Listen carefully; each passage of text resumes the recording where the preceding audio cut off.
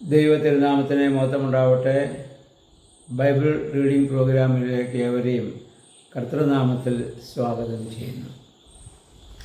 1 രാജാക്കന്മാർ 20-ാം അധ്യായം നമ്മൾ വായിക്കുന്നു. 19-ാം അധ്യായത്തിൽ ഏലിയ പ്രവാചകൻ ശേഷം എലീശ പ്രവാചകനെ ദൈവം വിളിക്കുന്ന കാര്യം നമ്മൾ കണ്ടു.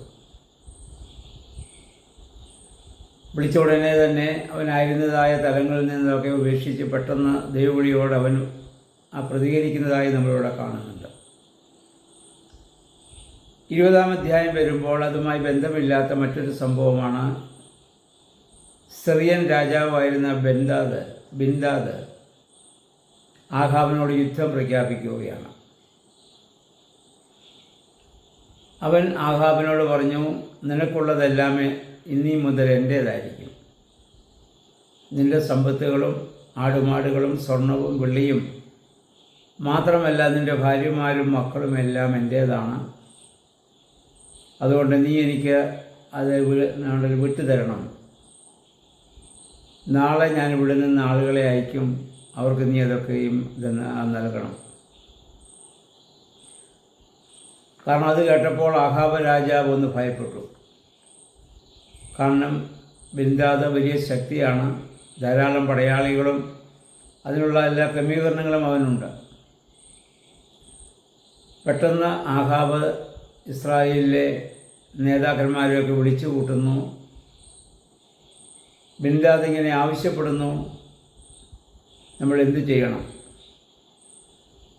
അപ്പോൾ അവരുടെ അഭിപ്രായമനുസരിച്ച് സിറിയൻ രാജാവിന് കീഴടങ്ങേണ്ട കാര്യമില്ല, യുദ്ധത്തിന് തന്നെ നമ്മൾ ഒരുങ്ങണം.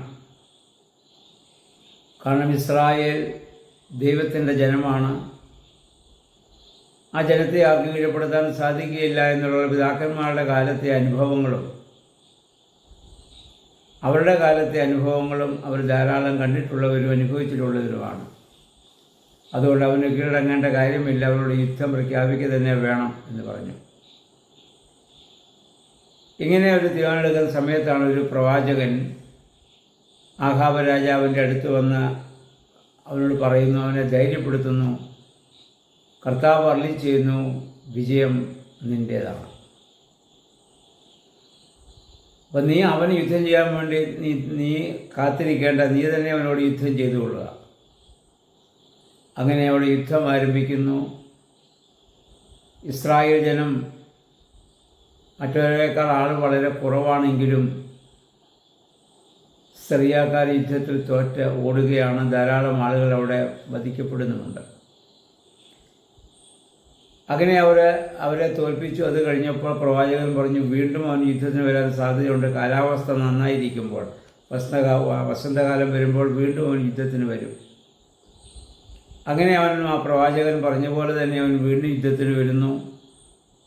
ആഹാബ് വീണ്ടും അവരെ യുദ്ധത്തിന് തോൽപ്പിക്കുകയും എല്ലാ ആളുകളെയും വധിച്ചപ്പോൾ ബിൻദാദ് അവനെ വധിക്കരുതെന്നും പറഞ്ഞ് അവിടെ അപേക്ഷ നൽകുകയും ആഹാബ് രാജാവ് അത് സ്വീകരിച്ച് അവനെ അവിടെ രക്ഷിക്കുകയും ചെയ്യുന്നുണ്ട്.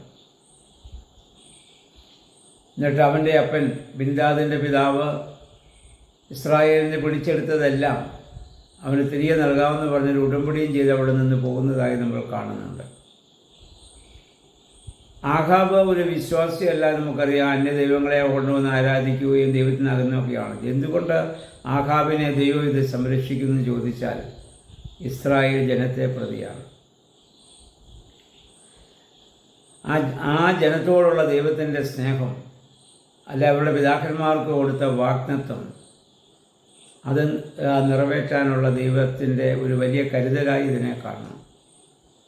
അല്ല ആഹാബിനോടുള്ള ദൈവത്തിൻ്റെ പ്രത്യേക താല്പര്യമല്ല. കാരണം അവൻ അവിശ്വാസിയാണ്, ബിംബാരാധിയാണ്, ഒക്കെയാണ്. ഇത് എല്ലാ സഭയിലായാലും സമൂഹത്തിലായാലും നേതൃത്വ നിലയിലുള്ളവർ മനസ്സിലാക്കേണ്ട ഒരു കാര്യമാണ്. നേതൃത്വത്തിലുള്ളവരുടെ ഗുണം കണ്ടിട്ടല്ല ദൈവം ജനത്തെ സംരക്ഷിക്കുന്നത്. ദൈവത്തിന് ജനത്തോടുള്ള വലിയ സ്നേഹമാണ്.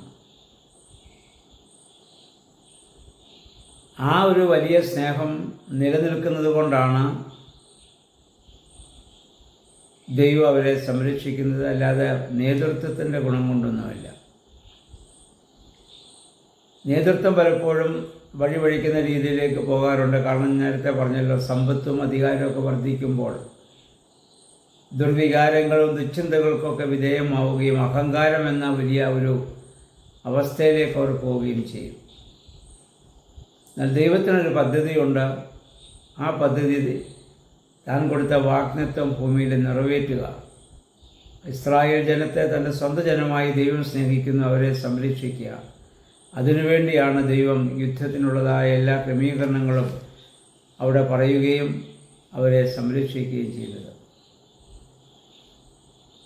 ഇന്ന് നമ്മൾ ജീവിക്കുന്നത് ഭൂമിയിലെ പുതിയ നിയമവുമായിട്ട് ബന്ധപ്പെട്ട് ചിന്തിക്കുമ്പോൾ നമുക്ക് യുദ്ധമുണ്ട്. അത് പൈശാചിക പ്രലോഭനങ്ങളെയും പ്രകോപനങ്ങളെയുമാണ്. പാപം ചെയ്യാനുള്ള വലിയ പ്രേരണയാണ്. അതിനെ പലപ്പോഴും നമുക്കത് ജീവിക്കാൻ സാധിക്കുന്നില്ല. നമ്മുടെ പൂർവ്വപിതാക്കന്മാരുടെ പ്രാർത്ഥനകളും അവരോട് ദൈവം ചെയ്തതായ സ്നേഹവും അവരെ പ്രതിയുള്ളതായ വലിയ കരുതലുമാണ് നമ്മളിന്ന് അനുഭവിച്ചുകൊണ്ടിരിക്കുന്നത്. നമ്മുടെ ആരുടെയും നന്മകളല്ല എന്ന് നമ്മൾ പ്രത്യേകം മനസ്സിലാക്കുക. പൂർവ്വപിതാക്കന്മാരുടെ ദൈവം ചെയ്ത വാഗ്ദത്തം, അവരുടെ പ്രാർത്ഥനകളുടെ ഫലമാണ് നമ്മൾ അനുഭവിക്കുന്നതായ നന്മകൾ. ഈ പിശാചിന് നമ്മളെ പൂർണ്ണമായി കീഴ്പ്പെടുത്താൻ സാധിക്കാത്തത് നമ്മുടെ ശ്രേഷ്ഠത കൊണ്ടല്ല എന്ന് നമ്മൾ മനസ്സിലാക്കുക. ഇങ്ങനെയുള്ളതായ സംഭവങ്ങളിലൂടെ, പഴയ നിയമ ചരിത്രങ്ങളിലൂടെ പുതിയ നിയമവുമായി നമ്മൾ ബന്ധപ്പെടുത്തി നമ്മുടെ ജീവിതവും ദൈവവുമായുള്ള ബന്ധത്തിൽ അതിനെ വിലയിരുത്തുവാനും അപ്രകാരം കൂടുതൽ ദൈവസ്ഥാനത്തിൽ സമർപ്പിതരാകുവാനും നമുക്കിടയാകണം. ദൈവമേ, പരിശുദ്ധാത്മാവേ, അതിന് ഞങ്ങളെ ശക്തീകരിക്കണമെന്ന് നമുക്ക് പ്രാർത്ഥിക്കാം. എല്ലാവർക്കും നല്ല ഒരു ശുഭദിനം ആശംസിക്കുന്നു. ദൈവനാമം മഹത്വപ്പെടുവാൻ ഇടയാവട്ടെ.